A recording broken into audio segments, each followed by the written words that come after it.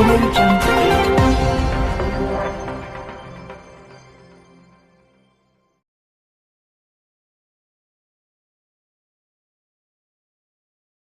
संबंधित है।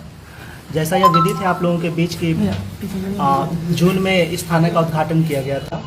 उसके बाद अगस्त से हम लोग को सूचना मिल रही थी कि कुछ लोग यहाँ से हैं जो अकाउंट सेलिंग का कार्य करते हैं और ये जो पूरा नेटवर्क है ब्रॉड, जिसमें कि मतलब साइबर अपराध कहीं और जगह पे किया जाता है और अकाउंट कहीं और का इस्तेमाल होता है और जो प्रोसीड ऑफ इलिसिट मनी है वो अलग अलग अकाउंट में जाते हैं। हर कोई इसका पार्टनर बन जाता है। तो इसी की सूचना के प्राप्ति के उपरांत कल क्या हुआ कि हम लोग को थोड़ा प्रिसाइज इन्फॉर्मेशन प्राप्त हुआ लोकेशन को लेकर। उसके बाद हम लोगों ने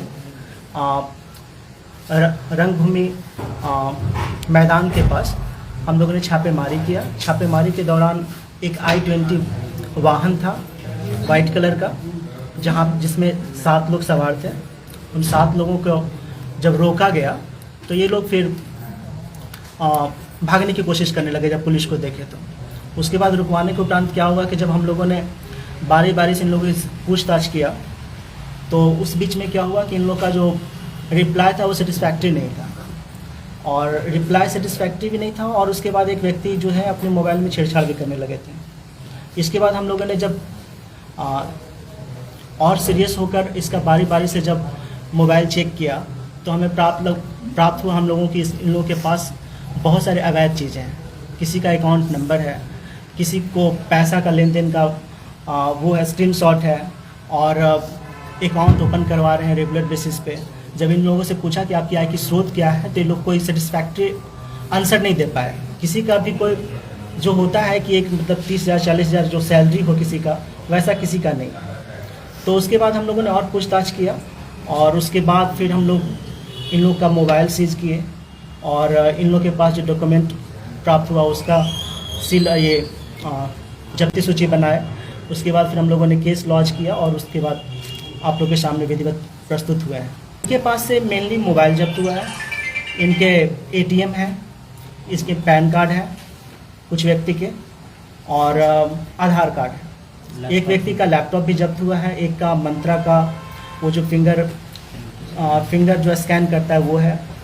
तो ये सब मेन फाइंडिंग है। इसके अलावा जो फाइंडिंग है वो डॉक्यूमेंट है, जो चैट हुआ है या फिर उसके जो फ़ोटो हैं उनके डॉक्यूमेंट जो है उनके मोबाइल में है। इन लोगों ने अपने जुर्म को कबूल किया है, क्योंकि जब हम लोगों ने इनसे पूछताछ किया कि आपने जो ये चैट कर रहे हैं इसका मतलब क्या होता है, आप क्या कर रहे हैं, तो इन लोगों का फिर यही था कि हम लोग अकाउंट को सेल करते हैं। हम लोग बहुत सारे वैसे लोगों को टारगेट करते हैं जो वल्नरेबल हैं, जैसे कि स्मैकियर होते हैं और इसके अलावा जो वल्नरेबल हो गए जो बहुत बिलो पॉवर्टी लाइन है, एब्जेक्ट पॉवर्टी में रह रहे हैं, जिनको पैसे की सख्त ज़रूरत है।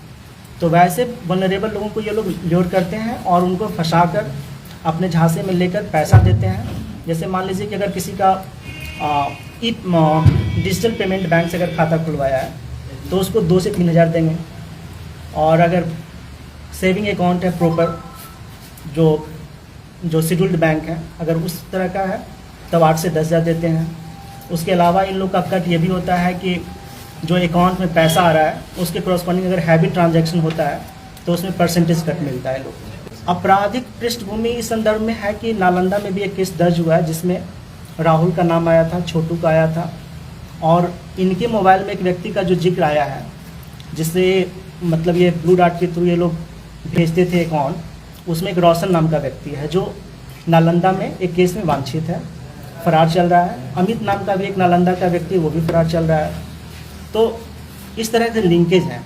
पूर्णिया के ही रहने वाले हैं, सिंधिया ग्राम के हैं मेनली।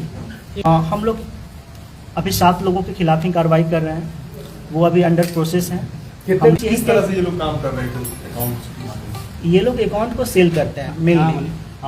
हम लोग का बस यही कहना है आम पब्लिक से कि आप लोग को इस भ्रम में नहीं फंसना है। पैसे अर्न करने का कोई शॉर्टकट नहीं है।